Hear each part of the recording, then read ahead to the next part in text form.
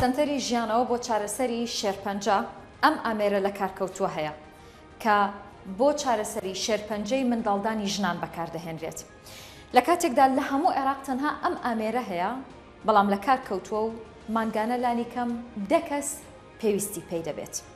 بۆ ئامادەکردنی ئەم بڕگەیە پەیوەندیمان بە چەند ژنێکەوە کرد کە لە چاوەڕوانی چاکبوونەوەی ئەو ئامێرەدان بۆ ئەوەی چارەسەر وەربگرن، بەڵام یەکێکیان کوڕێک وەڵامی دایەوە و گوتی کە بەهۆی هەژاریەوە نەمانتوانی دایکم ببینە دەرەوەی وڵات بۆ چارەسەر و دایکم گیانی لەدەستدا.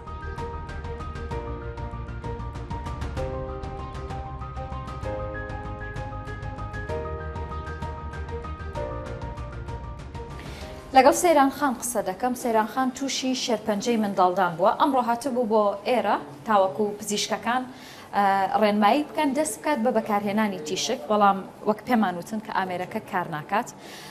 سەیران خان بە هیوای تەندروستێکی باشم بۆ بەڕێستان پێم بڵێ کە ئەمڕۆ پزیشک چی پێوتی؟ وەڵڵاهی چارەسەری تۆ لە دەرەوەی وڵاتە. ینی لەبەرەوەی ئەم ئامێرە کار ناکات و ئەگەر 2019 وایە شتیان بۆوە کردم بەداخەوە کەرتی تەندروستی ئەم وڵاتی ئێمە ڕۆژ بە ڕۆژ دواکەوێت هی وڵاتان پێشەکەوێت. سەیران خان تێچووی چارەسەرەکەی تۆ چەنە؟ ئەبێت چەند بمێنیتەوە؟ من مانگێک و 20 ڕۆژ لە تورکیا مێنەوە هەزینەکەشی 6 دەفتەرە. خۆت تەندروستی چۆنە؟ چەندێکە تووشی شێرپەنجەی منداڵدان بووی؟ لە 21 مانگ ڕەمەزانەوە لاکم نەخۆشم بەخوا بە حەبوو دەرمان شەکرە مەزەختمە سەرڕایەوەش کە ئەو برینا هاتۆتە دەرەوە خەریکە بڵاو بێتەوە تا بەیانی تام هەیە زۆر هیلاکم حەدمەیەنی ئەوەنم حەب خواردووە خۆشم بێزارم. تکا لە هەرێمی کوردستانەکەم لە ڕئیسی حکومەتەکەم لە هەمووی ئەەکەم بێنە سەر خەت بەدەم ئەو نەخۆشانەوە جیهاز هەمووی لە کار کەوتووە خەڵک گوناحە مناڵی تایە 8 مانگە مناڵی 1 ساڵی تایە بنیام جەدێ بێ من نەخۆشی خۆم لەبیر چۆتەوە خەڵقە بینم بەڕاستی خەڵک گوناحە من ئەگەر مناڵەکانم یارمەتیم ئەیەن ئەی هەیە نیەتی پارەی بۆ بۆکەنەوە ئەوە زنەش گوناحن ئەبێ حکومەت شتێکمان بۆ بکە کەرتی تەندروستی هەموو وڵاتێک پێشکەوتووە هی ئێمە بەداخەوە دواکەوتووە.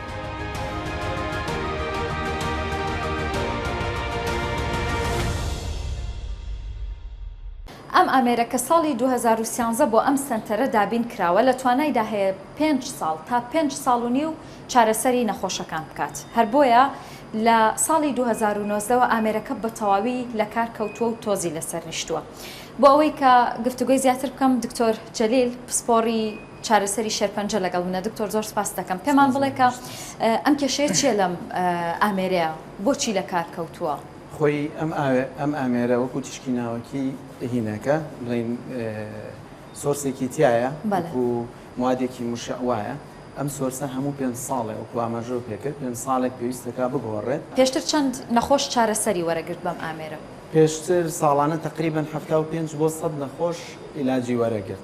هەڵبەت دەوە چه نەخۆشی زیاتریشمان هەبوو بێ بەس لەبەر ئەوەی کەوا کێشەمان هەبوو لەسەرەی جۆری تیشکی دەرەکیەکەیە هەندێک نەخۆش نەئەمانەوە جۆری ئەو نەخۆشی وا بوو کە بوات دەرەکیەکە و ناوکیەکەی بێکەوە وەرگرتایە لەبەرەوەی دەرەکیەکەی لێرە بەرناکە و مەجبور بوو هەردوو چارەسەرەکەی ئەبردە دەرەوە.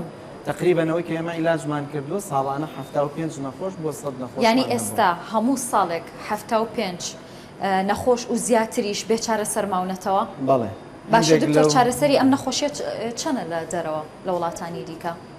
تقریبا بە هەردووکیان هەرزانترین نرخ ئەگاتە نزیکەی 80 وەرەقە بۆ دەفتەرێک کەویش وڵاتی ئێرانە هەڵبەت لە ئوردون و تورکیا و ئەوانە زیاتر لەسەر و دەفتەرەوەیە بەس بە پێی سنتەرەکان ئەگۆڕێن بێجگە لە حەقی نەخۆشکە چێتە دەرەوە بۆ مانەوە و حەقی مرافیق و لە ئیشبوونی نەخۆشە ئین کە سوکاری نەخۆشەکە لێرە و دکتۆر یەک شتی دیکە ینی نەخۆشی شێرپەنجە خۆتان نەزانن ئەگەر بە زووترین کات چارەسەر نەکرێت تەشە ناسێنێ. ینی نەخۆش هەبووە بەهۆی نەبوونی ئەم چارەسەرەوە لە سلێمانی کە لە هەموو عێراقا تاکە سنتەرە ئەو چارەسەری تێدا بەکاربێت گیانی لەدەستدا بێ؟ هەڵبەت من بە دوایان نەچوون بۆ ئەوەی کە گیان بەس نەخۆشم هەبووە لە قۆناغێک بووە کە پێویستی بەم جۆرە تیشکە بووە توانی ومانە کە